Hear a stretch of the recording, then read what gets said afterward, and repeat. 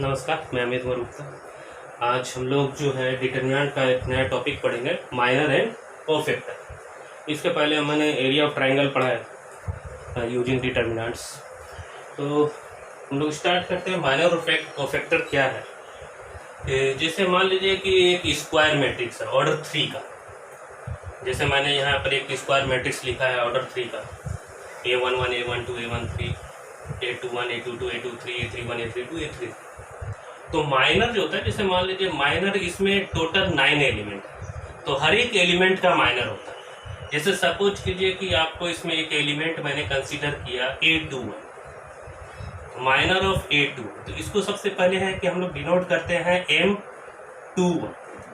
Actually minor means क्या होता है, minor is the value of the determinant in which after deleting या eliminating the row and column in which the element lies. जैसे यहाँ minor of A21 है, that means इसका value होगा determinant. कि किसका determinant? Determinant of the matrix after eliminating the row and column in which A21 lies. तो आपको ये लाइक जिसमें कर रहा है उसको एलिमिनेट किया तो हमें मिला A12 A13। आपने ये डिलीट कर दिया, ये डिलीट कर दिया, तो A32 A33। ये स्क्वायर मैट्रिक्स था, इसका डिटर्मिनेंट।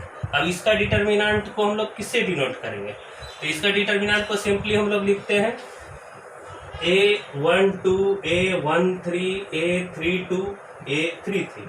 आप ये स्टेप स्किप कर सकते हैं जब भी निकालना। फिर आप इसका वैल्यू निकाल लीजिए, A33 माइनस A32 A13। तो इस तरह से निकाल सकते हैं। तो कभी भी माइनर निकालना हो तो आप इस तरह से निकाल सकते हैं। आप चाहे तो ये स्टेप और ये स्टेप भी स्किप करके डायरेक्टली निकाल सकते हैं। जैसे सपोज कीजिए कि माइनर ऑफ A33 निकालना है। माइनर ऑफ A33 को आप डिनोट करेंगे M33 और इसका वैल्यू क्या होगा,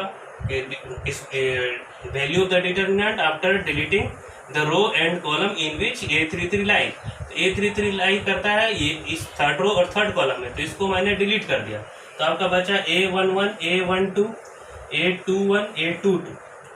इसका डिटर्मिनेंट आप इसको वैल्यू निकाल लीजिए, A11 A22 minus A21 A12। तो ये आपका वैल्यू फाइनल है। अब इसी तरह से बाकी जो 7 एलिमेंट्स और बचा है उसका भी माइनर निकाल सकते हैं। फिर नेक्स्ट आता है कोफैक्टर। कोफैक्टर क्या है? कोफैक्टर ऑफ, जैसे मान लीजिए कि आपको निकालना है A23। तो सबसे पहले इसका नोटेशन क्या होता है? तो इसका नोटेशन होता है A23 कैपिटल में। कहीं किसी बुक में कैपिटल C से यूज करते हैं कोफैक्टर C23। अब इसमें इसका जो है इसका फॉर्मूला है -1 टू दी पावर 2 + 3 M23। कहने का मतलब क्या है कि cofactor Aij is nothing, it is equal to -1 to the power I + j Mi। यानी अगर आपको माइनर पता है तो कोफैक्टर भी आप आसानी से निकाल सकते हो। उसका साइन जो होगा, उसका वैल्यू जो होगा, उसमें सिर्फ आपको ये टर्म से मल्टीप्लाई करना है। अब ये टर्म जो है -1 to the power I + j का जो वैल्यू है, ये या तो +1 होगा या तो -1 होगा। +1 तब आएगा जब इसका पावर इवन हो। Even -1 to the power even is +1 और ओड है तो -1। इसका कहने का मतलब है कि किसी भी एलिमेंट का कोफैक्टर माइनर के या तो इक्वल होगा या तो उसके अपोजिट साइन का होगा। तो Aij equal to -1 to the power I + j Mi। अब यहाँ पर जैसे देखिए, मैं इसका वैल्यू अगर निकालूँ तो -1 टू दी पावर 2 + 3 यानी -1 और M23। तो आप डिटर्मिनेंट लिखोगे। अब किसको लिखोगे? 2 3 आप हटाइए, 2 3 जिस रो और जिस कॉलम में उसको डिलीट कर दीजिए। तो A11 A12, फिर आपने ये हटाया तो A31 A32 A31 A32। फिर इसका वैल्यू आप निकाल लीजिए। तो इस तरह से आप किसी भी एलिमेंट का कोफैक्टर निकाल सकते हैं। जैसे सपोज कीजिए कि आपको निकालना है A31, यानी थर्ड रो फर्स्ट रो। तो आप इसका देखिए साइन में आपको सिंपली लिखना है, आपको -1 to the power i plus j करके लिखने का जरूरत नहीं है। सिंपली लिखिए कि ये प्लस होगा या माइनस होगा। तो ये 3 + 1 4 हो गया। 4 हो गया मतलब कि ये आपका आ गया पॉजिटिव, इवन आया मतलब -1 टू दी पावर 4 + 1। तो आप प्लस लिखो या प्लस नहीं भी लिख सकते हो, क्योंकि ऐसे ही मतलब है प्लस। अब 3 1 जिस रो और जिस कॉलम में है उसको एलिमिनेट करने के बाद आप इसको A12 - A12 into A23 minus A22 A13 इस तरह से कर ले। तो आप किसी भी एलिमेंट का माइनर कोफैक्टर निकाल सकते हैं। अगर सपोज कीजिए कि एक एलिमेंट मैट्रिक्स है, स्क्वायर मैट्रिक्स ऑफ ऑर्डर 2 जैसे ये है, और आप चाहते हैं कि बताइए कि M21 क्या होगा और A21 क्या होगा। तो M21 मीन्स माइनर। तो सेकेंड रो फर्स्ट कॉलम को आप हटाएंगे, सेकेंड रो फर्स्ट कॉलम को, तो आपको मिलेगा सेकेंड रो फर्स्ट कॉलम। तो ये आपका बी मिला। इसमें आपको साइन देखने की जरूरत नहीं है, जो है यहाँ पर नहीं मिलेगा। लेकिन जब कोफैक्टर निकालना है तो आप इसमें देखेंगे कि सबका दोनों का सम क्या आ रहा है, इवन आ रहा है या ओड आ रहा है, क्योंकि प्लस या माइनस साइन होगा। तो ये आपका 2 + 1 3 ओड आ रहा है, तो आप माइनस लिखें। माइनस लिखने के बाद जो है आप जिस रो और जिस कॉलम में है उसको डिलीट कर दीजिए, तो आपका बी मिला। अगर यहाँ सपोज कीजिए कि यहाँ पर रहता है -b, तो ये -b आ जाता है, ये +b हो जाता है। तो ध्यान रखना है आपको। इसमें एक चीज और है कि आप अगर बाय द वे कोई भी मैट्रिक्स है ना, कोई भी मैट्रिक्स आपने लिया, जैसे मैं वही लिख देता हूँ A11 A12 A13 A21 A22 A23 A31 A32 A33, और इसका जैसे ये फर्स्ट रो है, इस फर्स्ट रो का कोफैक्टर क्या होगा A11 A12 A13। Second row का कोफैक्टर क्या होगा A21 A22 A23। Third row का कोफैक्टर होगा A31 A32 A33। अगर आप फर्स्ट रो का एलिमेंट को फर्स्ट रो के कोफैक्टर से मल्टीप्लाई कर दें, जैसे सपोज इसको मैं ऐसे कर दिया, तो ये जो है पूरा इसका डिटर्मिनेंट का जो वैल्यू होगा वो आएगा। तो आप ये ध्यान रखोगे कि जब भी किसी रो के एलिमेंट को उसी रो के कोफैक्टर के से मल्टीप्लाई कर देते हैं कोरस्पॉन्डिंग कोफैक्टर से, तो जो वैल्यू आएगा वो डिटर्मिनेंट का वैल्यू होगा। तो मान लीजिए कि ये फर्स्ट रो को उसी तरह से मान लीजिए कि सेकेंड रो का एलिमेंट को मैं सेकेंड रो को कोफैक्टर से मल्टीप्लाई कर दूं, तब भी डिटर्मिनेंट का वैल्यू आएगा। और मैं अगर फर्स्ट रो के एलिमेंट को सेकेंड रो के कोफैक्टर से मल्टीप्लाई कर दूं तो 0 मिलेगा। तो ये प्रॉपर्टी है, इसका यूज भी करते हैं हम लोग बहुत जगह, तो इसको ध्यान में रखेंगे कि फर्स्ट रो का एलिमेंट को अगर फर्स्ट रो के कोफैक्टर से मल्टीप्लाई करेंगे तो डिटर्मिनेंट का वैल्यू मिलेगा, लेकिन अगर दूसरे रो के कोफैक्टर से करेंगे तो वैल्यू 0 आएगा, इसका ही वैल्यू 0 आएगा। तो ये चीज़ को ध्यान में रखेंगे कि किसी भी रो के एलिमेंट को अगर उसी रो के कोफैक्टर से मल्टीप्लाई करते हैं तो डिटर्मिनेंट का वैल्यू मिलता है, और अगर दूसरे रो के कोफैक्टर से करेंगे तो 0 मिलता है। इसी से रिलेटेड यानी आप नेक्स्ट चैप्टर में पढ़ेंगे कि जैसे मैंने ये बोला है कि ये सब जो है आपका कोफैक्टर फर्स्ट रो का ये फर्स्ट रो का कोफैक्टर था, ये सेकेंड रो का कोफैक्टर मैंने इधर लिखा है।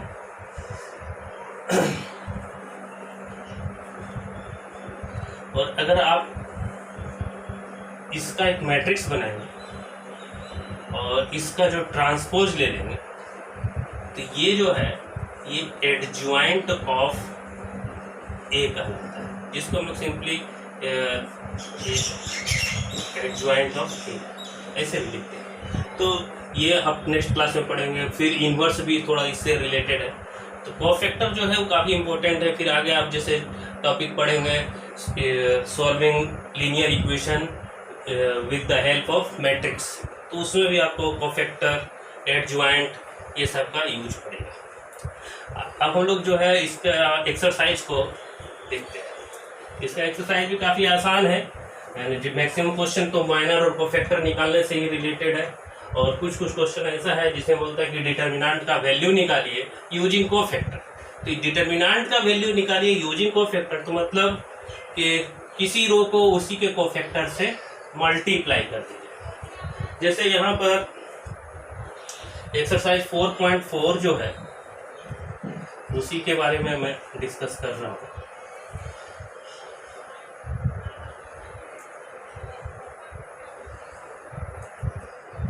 जैसे एक क्वेश्चन दिया हुआ था फर्स्ट में कि 2 - 4 0 3, बोले कि इसका हर एक एलिमेंट का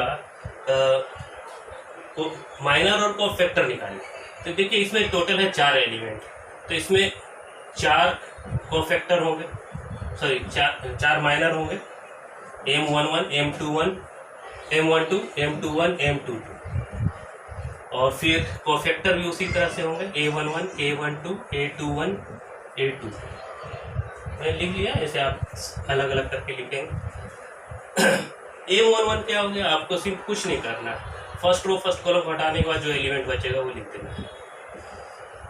M12 second row first row second column हटाने के बाद 0, सेकेंड रो फर्स्ट कॉलम हटाने के बाद -4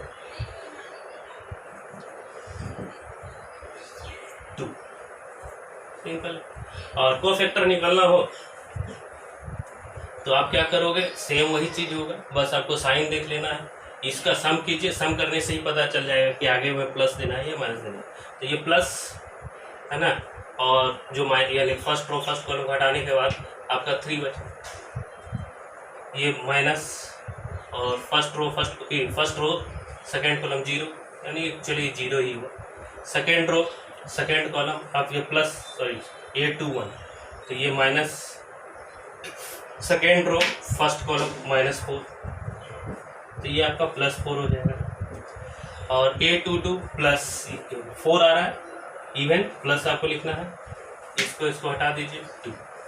तो इस तरह से आप आसानी से कैलकुलेट, आप ये देखोगे कि माइनर जो है कुछ यानी कम से कम 2 एलिमेंट में तो जरूर सेम आ रहा होगा। जैसे ये देखिए सेम आ रहा है, ये सेम आ रहा है, जहाँ इवन वाला आ जाएगा सफिक्स का लोअर सफिक्स का सम, वहाँ सेम ही होगा। क्वेश्चन नंबर 2 में दिया हुआ है कि एक डिटर्मिनेंट है जिसका वैल्यू है 5 3 8 2 0 1 1 2 3।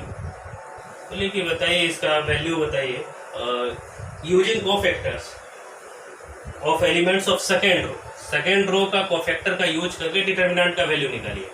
तो सेकेंड रो यानी मतलब A21 plus A22 plus A23 अब यहाँ पर आपको A21 मतलब ये 2 इंटू A21, ये 0 into A22 plus 1 into A23। तो आपको सिंपली A21 निकाल लेना है, A21 निकालिए और A23 निकालिए। आप साइन पहले देख लीजिए, इसका साइन होगा माइनस होगा, क्योंकि ये 2 + 1 ओड हो रहा है, तो माइनस आप लिख दीजिए। यहाँ पर भी माइनस ही होगा, 2 + 3 5, जहाँ ओड आया माइनस लिखिए। अब ये सेकेंड रो फर्स्ट कॉलम आपका बच गया क्या, 3 8 2 3, तो -9 -16 -9 -16 यानी आपका हो गया ये 7। उसी तरह से A23 second row third column 5 3 1 2, ये हो गया आपका -10 -3 that is -7। Therefore delta equal to 2 into 7, ये तो 0 ही था, 1 इंटू -7, तो 2 इंटू 7 14 14 -7 इक्वल टू 7। तो काफ़ी आसान है। थर्ड वाले क्वेश्चन भी जो है उसमें आपको थर्ड कॉलम लेकर बोला है, तो आप थर्ड कॉलम लेकर भी कर सकते हो, जैसे इसमें दिया हुआ है, मैं इधर लिख रहा हूँ third 1 1 1 1 x y z z x x y, मतलब कि थर्ड कॉलम का। तो थर्ड कॉलम का कोफैक्टर निकालिए, यानी A31 A32 A33, इस तीनों का वैल्यू पहले आप निकाल लीजिए। थर्ड कॉलम का यही है एलिमेंट्स का कोफैक्टर। तो ये प्लस लिखिए क्योंकि ये 3 + 1 4 हो रहा है, 4 हो रहा है तो प्लस लिखिए। 3 + 2 5 हो रहा है, ओड आ रहा है तो माइनस लिखिए। 3 + 3 6 इवन आ रहा है, प्लस लिखिए। Third row first column z minus y, ये आपका आ जाएगा थर्ड रो, सॉरी मैंने गलत लिखा है, ये 1 3 2 3 3 3, ठीक है। First row z minus y. हाँ, सेकेंड रो थर्ड कॉलम तो जेड माइनस एक्स आ गया आपका, और ये हो जाएगा third row third column y minus x. आपका बोला है कि थर्ड कॉलम का यूज करते हुए, तो मतलब आपका A23 into A13 into A13 plus A23 into A23 plus A33 into A33, तो जेड माइनस वाई, सॉरी ये आपका है y z into z minus y minus plus z x into minus of z minus x plus x y into A33 का value Y minus x. अब इसको आपको simplify करना होगा।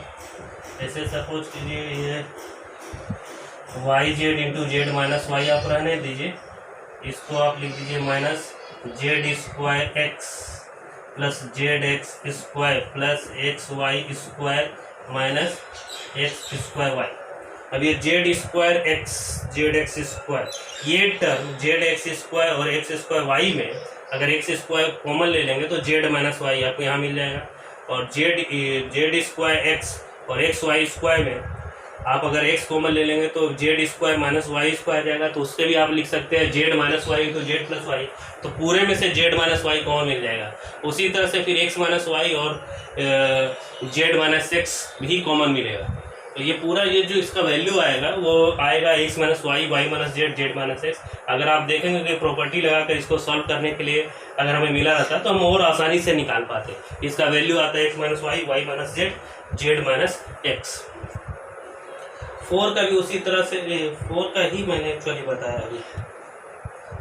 2 का 5 3 8 ये थर्ड बताया मैंने, ये थर्ड बताया, ये 4 बताया है ना। थर्ड सेकेंड नंबर का जो क्वेश्चन था उसमें भी आपको जो है कोफैक्टर और माइनर ही निकालना है। इसमें मैंने 2 ऑर्डर का बताया, उसमें 3 ऑर्डर का है, सेम प्रोसेस है। और 5th नंबर का जो क्वेश्चन है उसमें ऑब्जेक्टिव क्वेश्चन है, 4 ऑप्शन दिया हुआ है, तो उसमें डिटर्मिनेंट का वैल्यू है।